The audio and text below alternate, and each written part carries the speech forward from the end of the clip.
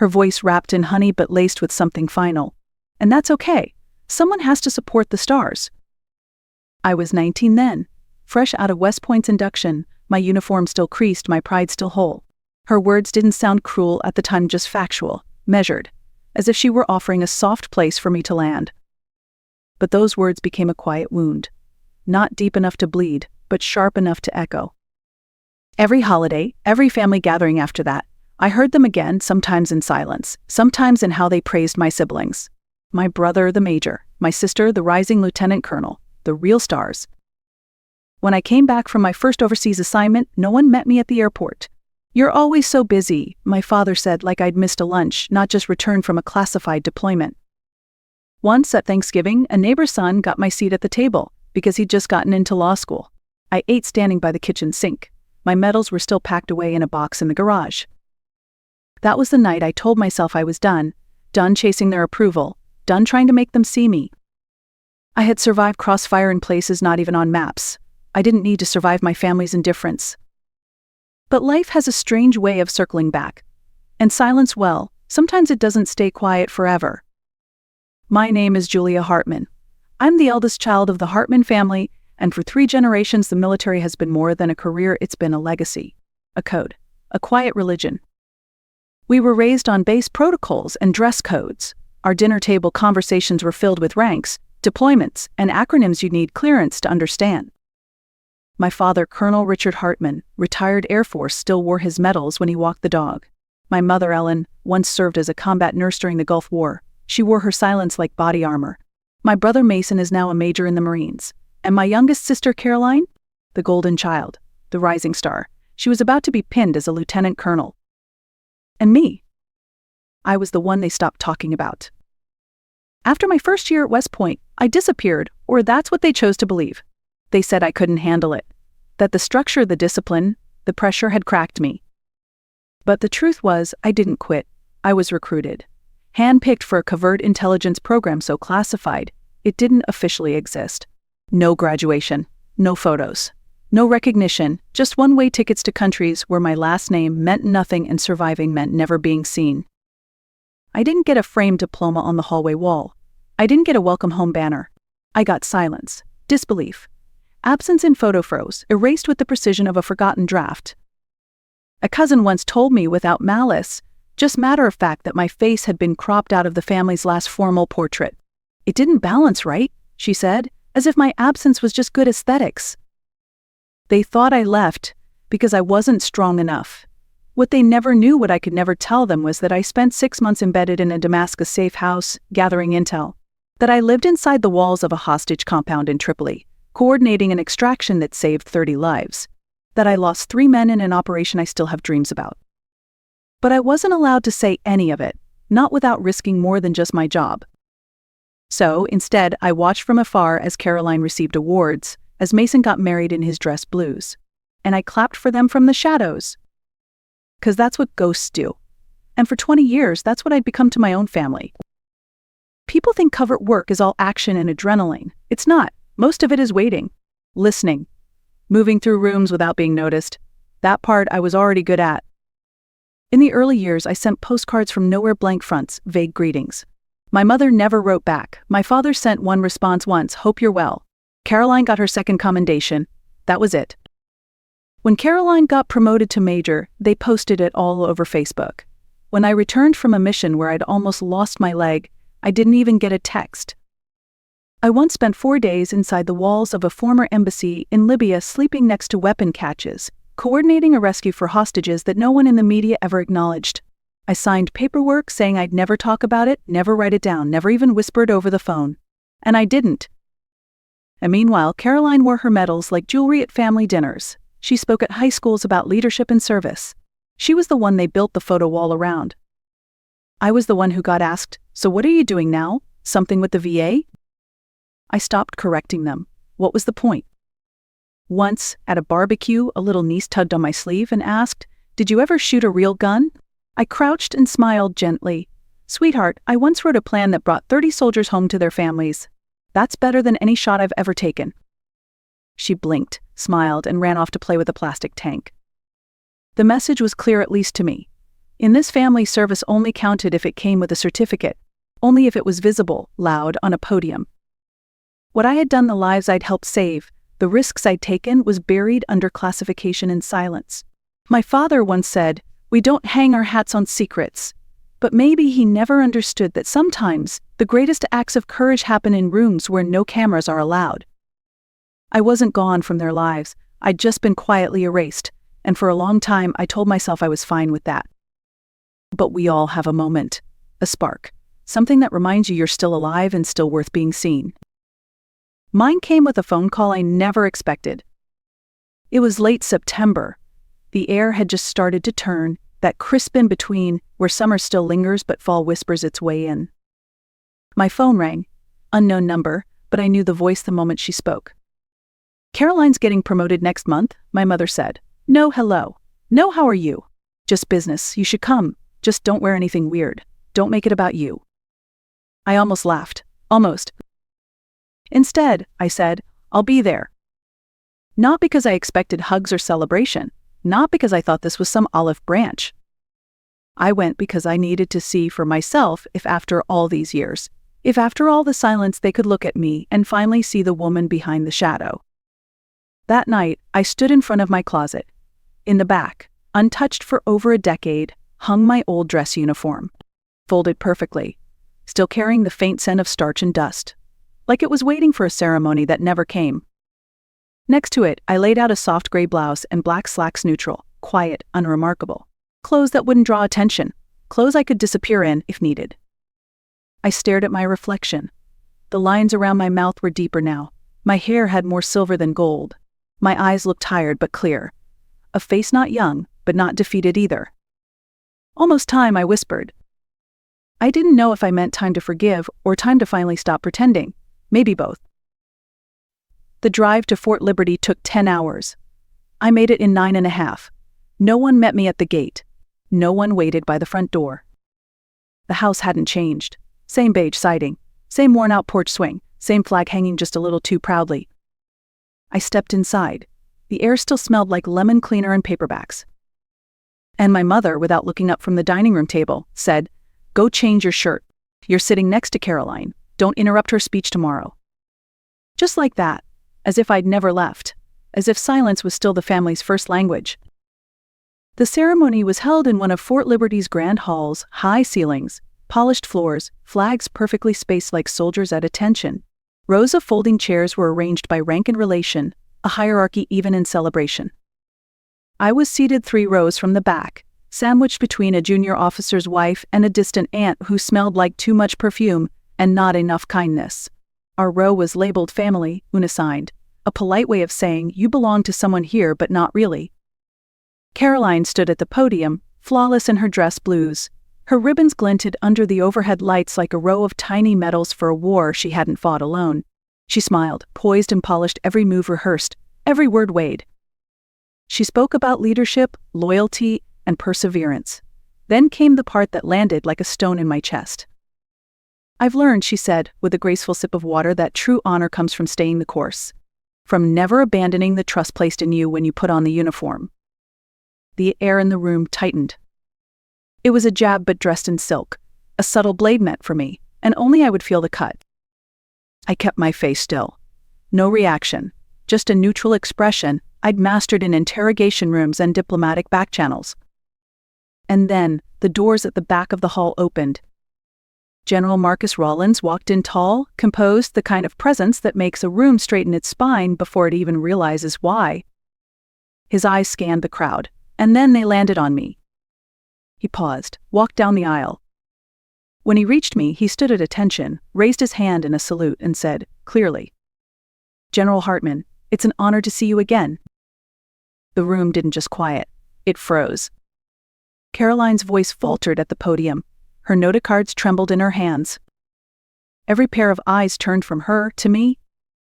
I stood slowly, returned the salute. Not for approval, not for spectacle, but because no man who once trusted me with lives should ever have to stand alone. From the corner of my eye, I saw my mother's hand slip, her water glass shattered on the floor. My father rose halfway out of his seat before sinking back down like someone unsure of where to put his pride. Behind me, a young officer whispered to his neighbor, not nearly as softly as he thought. "Wait, is that her? The ghost commander from Operation Watchtower?" And just like that, I was no longer invisible. I was seen. That night, I didn't stay at the family house. I returned to the guest quarters assigned to me on base Bland, beige, the kind of space meant to hold someone briefly and forget them quickly. I tossed my bag on the bed, kicked off my shoes, and that's when I saw it. A plain manila envelope sat squarely in the center of the desk. No name, no seal, no handwriting, just there, waiting. I opened it. Inside was a printout of an email forwarded from an encrypted relay, no sender listed. The subject line hit like a punch. Reckless operation, civilian casualties. The body of the message accused a J. Hartman of leading an unsanctioned mission resulting in multiple civilian deaths. It referenced an old classified operation, one so buried even the name had been scrubbed from formal briefings.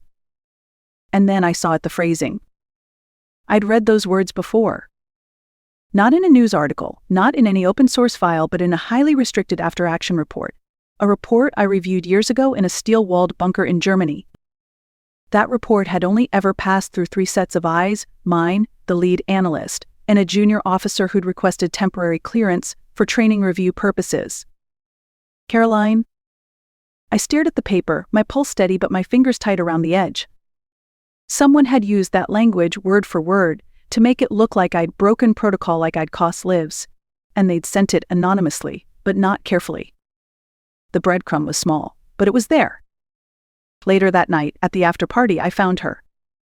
She was holding a glass of champagne, still basking in congratulations. I waited until she stepped out for a phone call. Then I approached, held the printout up to her face. "Did you send this?" I asked. Her eyes scanned it, no flinch, no denial. "Yes," she said simply. "Why?" Her shoulders dropped, just slightly. And what she said next wasn't cruel, it was devastating. "It's 'cause you weren't supposed to win," she whispered.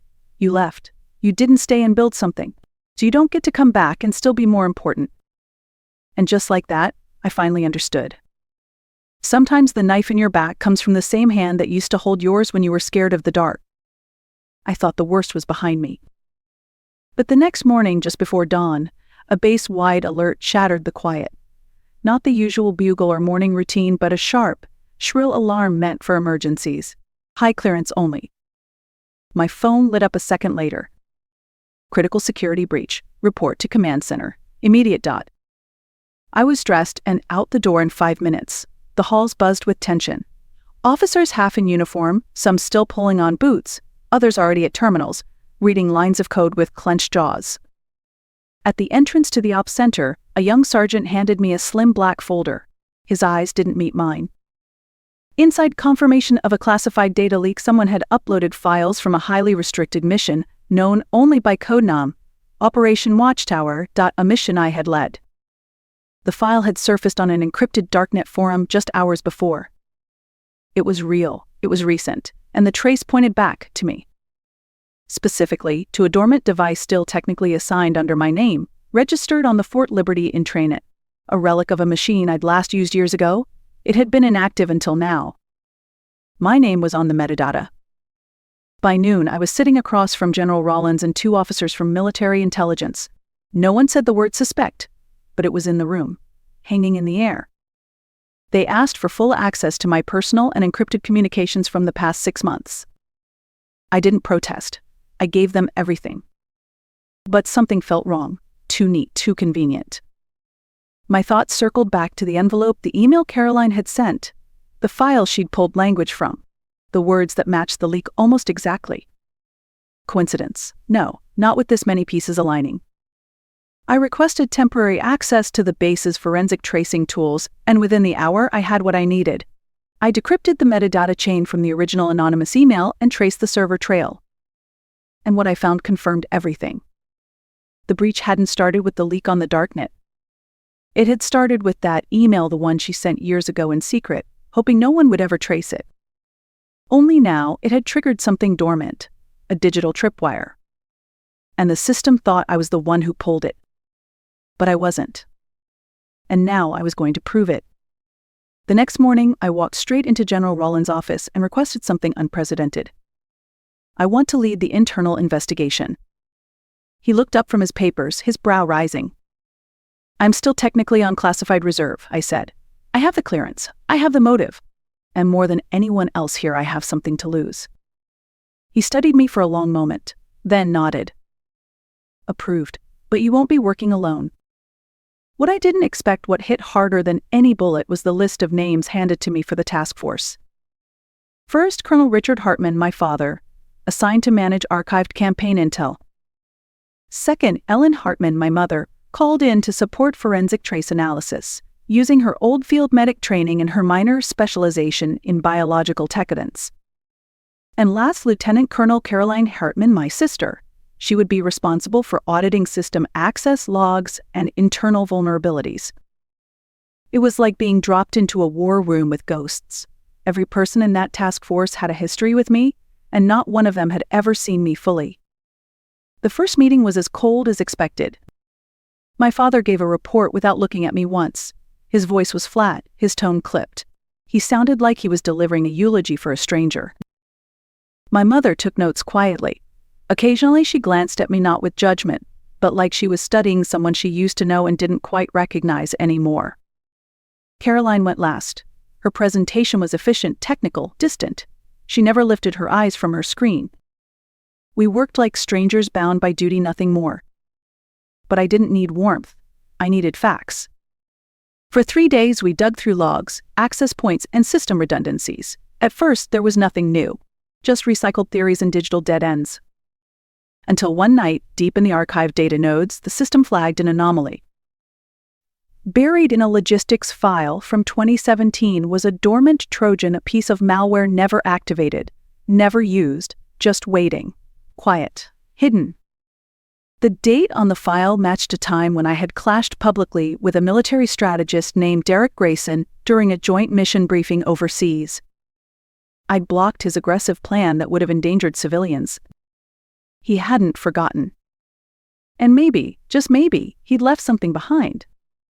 Not for then. But for a moment like now, when someone would come along and accidentally wake it up. The discovery shifted everything. The malware hadn't been triggered by a deliberate attack. It had been hiding, waiting for the wrong person to open the wrong file at the wrong time. And Caroline had done just that. She'd accessed the archived system node for her own reasons, maybe to pull old phrasing for that email smear. Maybe something else, but she'd unknowingly activated the tripwire Derek had left behind. A quiet digital landmine. That night, my mother handed me an old folder worn at the edges, the name faded in ink. "You left this behind after Watchtower," she said softly. "I read it. Back then, I thought you were hiding something. Now I think you were just trying to survive." Her words weren't an apology. They were something deeper, recognition. And for the first time in years, I let myself feel seen. Later, we traced a failed log scrubbing attempt to an IP address just outside the base at a roadside motel, paid in cash under a name we hadn't heard in years. Derek Grayson. He had returned to the system's blind spot, the one he used to oversee. And he'd tried to cover his tracks too late. A raid team moved fast. Inside a dusty relay room long abandoned, we found him mid-upload, his face lit by the glow of a terminal. He didn't resist. He simply looked at me and said, "Took you long enough." In the interrogation room, Derek confessed without bravado. "I didn't want to destroy you," he said. "Just wanted you out of the room. You climbed too fast. They stopped asking questions. You became a symbol, and I wanted that gone." The plan had been cruel, yes, but strategic. He'd watched our family splinter and saw a crack wide enough to crawl through. And Caroline, unwitting, jealous, had given him the door. Caroline read the transcript of Derek's confession in silence. Her eyes scanned each line like they might rearrange themselves into something less damning. But they didn't. When she finally looked up, her voice was low, almost fragile. "I didn't know what I did would lead to this. I crossed my arms, not out of anger, but to hold the ache in place. Sometimes," I said, "we set fire to a dry field because we're jealous and forget people sleep in that grass." She flinched, but she didn't cry. Not then. The next day, while compiling the task force's final report, Caroline submitted a formal addendum. In it, she accepted full responsibility for initiating the original chain of emails that, unknowingly, led to the breach. She wasn't criminally charged, there was no intent to leak state secrets, but the consequences were still sharp. She received an official reprimand, and she lost her eligibility for promotion for the next 5 years. She signed the document without hesitation. Not to redeem herself, but maybe to finally stop pretending she hadn't made a mess of things. At the final task force meeting, we sat across from each other once more, but this time she didn't avoid my gaze. And when our father stood to offer closing remarks, he paused, looked at each of us, then said, "I owe this entire team an apology, especially Julia. I let medals and pride blind me to what really mattered." It was the first time he'd ever admitted fault. And he did it in front of the one person he once refused to believe in, his eldest daughter. The regional strategy conference arrived 2 weeks later, cloaked in heavy fog that settled over Fort Liberty like memory. I stood backstage, calm, steady, beneath the low hum of fluorescent lights and the occasional shuffle of boots on tile. The banner behind the stage read, "Redefining Shadow Warfare Intelligence in Asymmetric Environments." Over 60 commanders and high-ranking analysts had RSVP'd. One of them, Lieutenant Colonel Caroline Hartman, listed without honors, without fanfare, just another officer among many. I had sent her the invitation myself, no message, just one line in the notes. "It's time to learn what you thought I never knew." When the lights dimmed, I walked to the podium, no escort, no applause, just the silence of anticipation. I opened with something simple. Some missions never get a name, some leaders never get a plaque, and some battles don't start at borders. They start where understanding ends and judgment begins. Murmurs in the crowd, a few tilted heads. One officer leaned to another. "That's her. She wrote the doctrine we use in the Balkans." Caroline sat in the second row, spine straight, pen poised. She didn't blink. Midway through, I did what no one expected. I shared publicly a decision I'd made during Operation Watchtower, one that could have cost my career. I'd overridden a target strike because 7 children were hiding in the building. Sparing them nearly ended my clearance. But I stood by it. "I don't share this for sympathy," I said. "I share it because truth doesn't need forgiveness. It only needs to be seen." Gasps echoed, not from drama but recognition. War was no longer just about borders. It was about the weight of choice. And leadership. Leadership was knowing which burdens you're willing to carry when no one is watching. As I stepped away from the podium, I turned to the side microphone and said, "To conclude, I've invited Lieutenant Colonel Caroline Hartman to share her reflections as a next-generation officer, and as someone I've watched become more than her rank."